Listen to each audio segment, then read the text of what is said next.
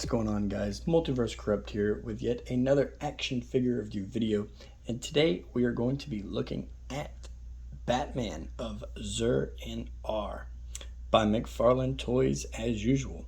And might I say, guys, looking at this guy inside the package, he's a beaut. I was actually very surprised when I found out that they were doing this figure.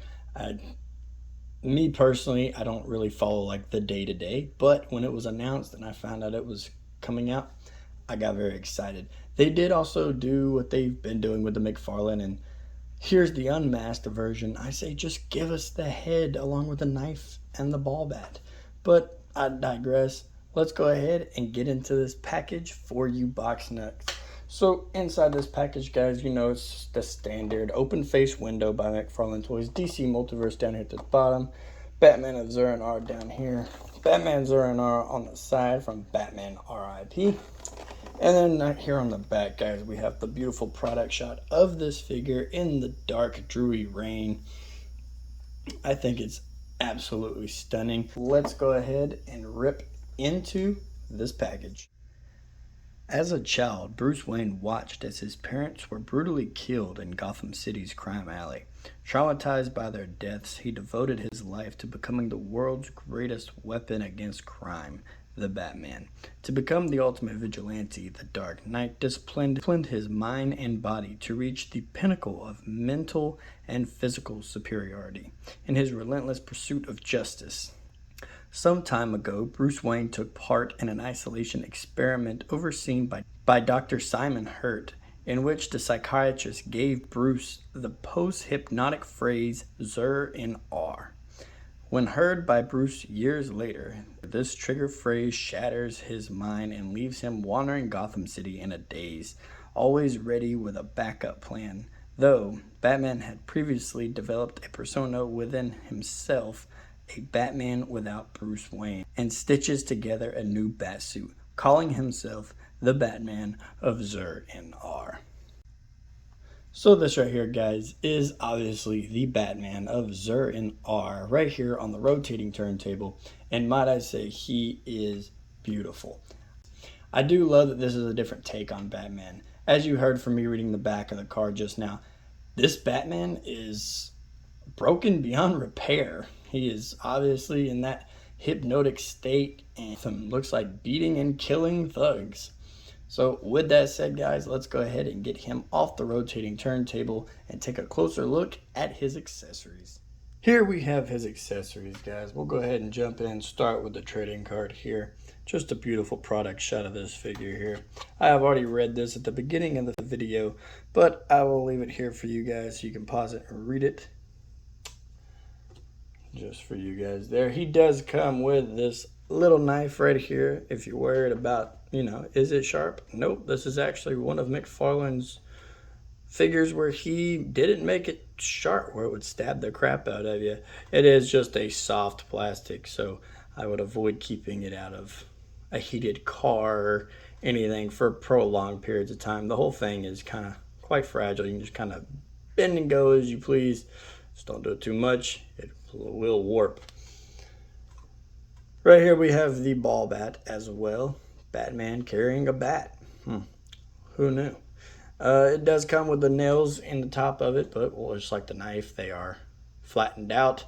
And this is also a very soft piece of plastic, although this one is a little thicker, so I'd be careful. You'd probably get that strained when you strain plastic, that white seam that wants to come in. Yeah, I'd be very careful. So as for accessories, guys, that is pretty much all that he comes with. So as for the Batman of Zur-En-Arrh's measurements, guys, he stands just right at the top of the ears, about the 7.5 inch mark. As for this guy's articulation, though, let's bring him in closer. His head does look up about that far. He does look back. He does look down quite more than a lot of the other Mcfarlane figures do.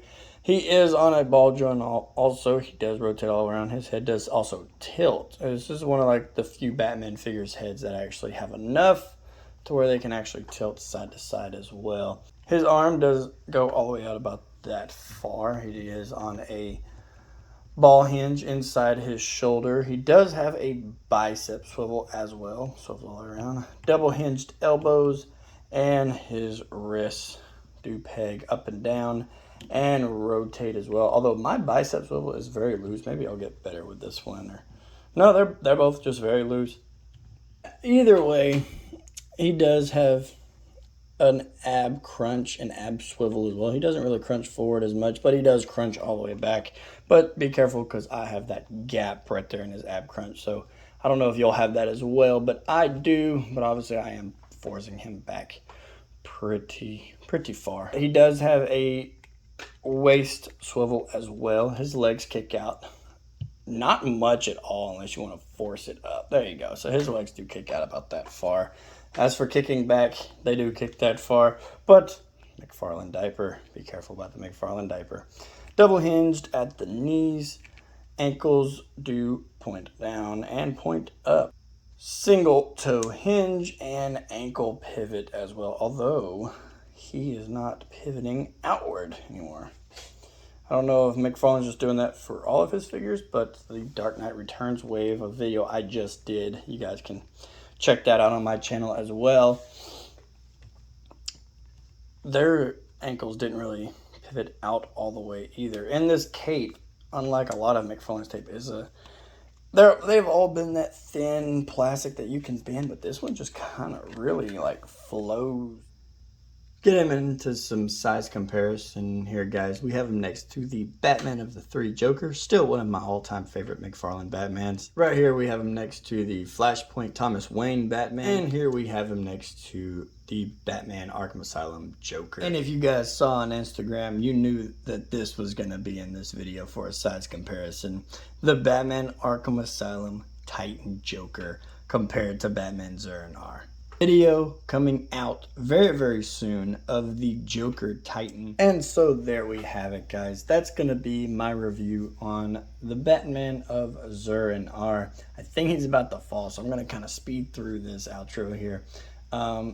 Me personally, I'm gonna rate this figure an 8 out of 10, all because while I was messing with it, I probably should have mentioned it more. My guy's ankles are extremely loose, like straight out of the package. They're already loose.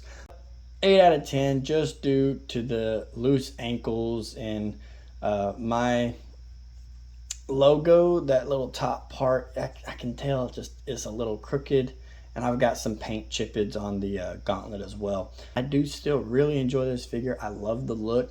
I'm still most likely gonna change out the cape for like a purplish type fabric that will match the cowl, obviously, and the gloves. But with that said, guys, I really hope you enjoyed the video.